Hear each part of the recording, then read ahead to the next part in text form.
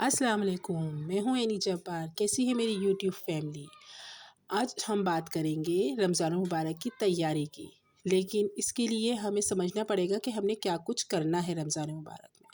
आजकल हर घर में रमज़ान मुबारक की तैयारियां उरूज पर हैं। अमीर है, गरीब है, मुतवस्सित तबके का है। हर मुसलमान की ये कोशिश है कि रमज़ान मुबारक का इस्तकबाल भरपूर तरीके से किया जाए। लेकिन इस ब्लॉग में मैं आपको ये बताने वाली हूँ कि रमज़ान मुबारक की तैयारियों में हम ऐसी कौन सी मिस्टेक्स करते हैं जिससे ना सिर्फ हमारा टाइम बर्बाद होता है बल्कि हमारा पैसा भी बर्बाद होता है। तो डियर सिस्टर, हमारे मुल्क में लोड शेडिंग का मसला तो आम है। हर इलाके, हर एरिए में ये मसला बहुत आम है। कुछ ही एरिया ऐसे हैं कि जहाँ लाइट नहीं जाती होगी, लेकिन ऑलमोस्ट मिडिल क्लास एरियो में लाइट जाती है। तो मेरी कौन कौन सी सिस्टर्स हैं जो इस बात से एग्री करेंगी कि लाइट जाने के बाद उनके फ्रिज से जो पानी निकलता है और जो चीज़ें मेल्ट होती हैं उससे किस कदर बर्बादी हो जाती है। और सर्दियां तो तक ऑलमोस्ट ख़त्म ही हो गई हैं तकरीबन। और अब ये है कि अगर हम रमज़ान मुबारक में रोल, समोसे और दीगर चीज़ें जो फ्रोज़न आइटम्स हैं उसको हम घर में करके रखेंगे, जैसे कि टमाटर हो गए हैं, समोसे, रोल वगैरह हम बनाकर रखेंगे। और डेढ़ डेढ़ 2-2 घंटे की जब लोड शेडिंग होगी तो आप ख़ुद मेरी इस बात से इत्तेफ़ाक करेंगे कि कितना ज़्यादा हमारा नुकसान हो जाएगा, क्योंकि जब लाइट जाएगी तो वो डिफ्रॉस्ट हो जाएंगे फ्रीज़र में रखे रखे ही, जिससे उनके टेस्ट में भी फ़र्क पड़ सकता है और यूँ कहिए कि उनकी क्वालिटी भी ख़राब हो सकती है। और ये भी डर है कि कहीं वो पूरे के पूरे ही ना ख़राब हो जाएं, क्योंकि टमाटर को भी इसी तरीके से अगर फ्रीज़ करके रखा जाए वो डिफ्रॉस्ट होगा और वो फिर केमिकल असरात जो हैं डिकम्पोजिशन शुरू हो जाती है सामान में। तो इसके लिए मेरा आपको ये एडवाइस है कि आप कम से कम सामान अपना फ्रोज़न करके रखें। यकीन करें, आपको मैं ये बताऊं कि मेरी शादी को 21 साल हो रहे हैं, लेकिन मैंने कभी भी ना कभी मैंने छोले उबाल के रखे इस तरीके से, ना मैंने इस तरीके से रोल, समोसे फ्रोज़न करके रखे हैं, ना पराठे। तो सवाल ही पैदा नहीं होता फ्रेश। सारा मसला क्या होता है, टाइम मैनेजमेंट का। हम आम दिनों में भी तो अपने तमाम घर के कामों को टाइमली निपटाते हैं, तो रमज़ानुल मुबारक में क्यों नहीं कर सकते हम ये काम।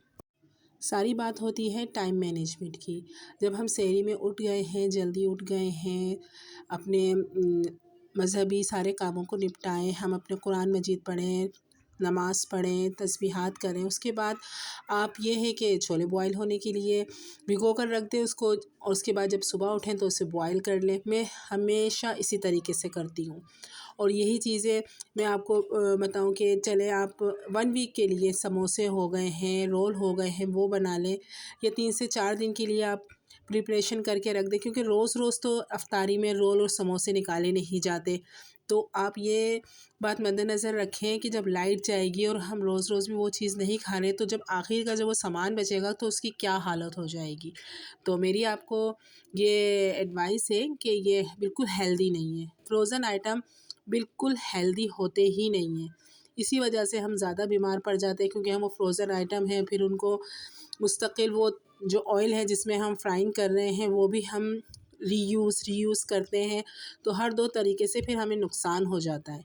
तो मेरी आपको यही एडवाइस है कि इस किस्म के जितने भी आइटम हैं उन्हें या तो बहुत थोड़ी मिकदार में बनाएँ, या तो डेली के डेली आप बनाएँ तो ज़्यादा इफ़ेक्टिव रहेगा ये सब कुछ आप लोगों के लिए। और जनाब, ये जो बैकग्राउंड में आवाज़ आ रही है इसको तो आप बिल्कुल इग्नोर करें, क्योंकि ये तो हर ब्लॉगर्स, यूट्यूबर्स के साथ प्रॉब्लम रहती ही है कि पीछे से कुछ ना कुछ, कभी बाइक आ जाती है, कभी कुछ, तो कभी कोई मसला हो ही जाता है। तो हम बात कर रहे हैं रमज़ान मुबारक में वो तमाम मिस्टेक्स जो हम आइंदा करते आए हैं, अब हमने नहीं करनी है। तो इसमें फिर यही बात है कि चटनियाँ जो हम ढेरों ढेर बनाकर रख देते हैं कि रमज़ानुल मुबारक ख़त्म हो जाते हैं, वो चटनियाँ ख़त्म नहीं होती। आप यकीन करेंगे, मेरे इतने सारे जानने वाले हैं जिनका यही आलम है कि वो रमज़ान मुबारक से पहले उन्होंने जो चटनियाँ बनाई थी उनके टेस्ट ख़राब हो गए हैं थे, और वो फिर भी सर्व किए जा रहे थे। और गेस्ट के आगे रखना कितनी बुरी बात है, लेकिन हो जाता है, लोग करते हैं कि फिर वो यही कहते हैं कि अब इतनी सारी बना ली थी, वो ज़ाया हो गई या खाई नहीं गई, क्योंकि रोज़े के बाद इतना सब कुछ खाया नहीं जाता। ये एक बात हकीकत है कि पानी के ऊपर और मशरूबात के ऊपर ज़रा ज़्यादा ज़ोर होता है। तो इतना ज़्यादा खाया भी नहीं जाता। तो तवाज़ुन से खाया जाता है और खाना भी चाहिए। और इसी तरीके से अपने बजट को देखकर, तमाम चीज़ों को देखकर हमने हर काम करना है कि ये नहीं कि बहुत सारा बनाकर रख लें और खाया ही ना जाए, तो वो भी चीज़ें बर्बाद होंगी, ज़ाया होंगी और फिर पुरानी चीज़ें फिर खाई ही नहीं जाती वो। इसी तरह दस्तरख़्वान पर अनवा इक़साम के खाने बनाकर ना रख लिए जाएँ कि भाई रोज़ा खुलेगा और टूट पड़ना है। तो इससे ये होगा कि आपका बजट भी अपसेट हो जाएगा और आपकी सेहत तो बहुत ही ज़्यादा मुतासिर हो जाएगी। तो मेरी आप लोगों को यही एडवाइस है कि तवाज़ुन, तवाज़ुन, तवाज़ुन ये ज़िंदगी का बहुत अहम उसूल है। हर चीज़ में, हर काम में अगर हम तवाज़ुन रखें, स्पेशली हम जैसे मिडिल क्लास जो लोग हैं, उन्हें तवाज़ुन की बहुत ज़्यादा ज़रूरत है, क्योंकि कहीं ज़्यादा कहीं कम कर देते हैं तो उनका बजट और इवन हर चीज़ ही उनकी मुतासिर हो जाती है। और मेरी आप लोगों को एक एडवाइस ये भी है कि सीज़न के फ्रूट, सीज़न की वेजिटेबल सिर्फ सीज़न्स में ही खाया कीजिए आप लोग।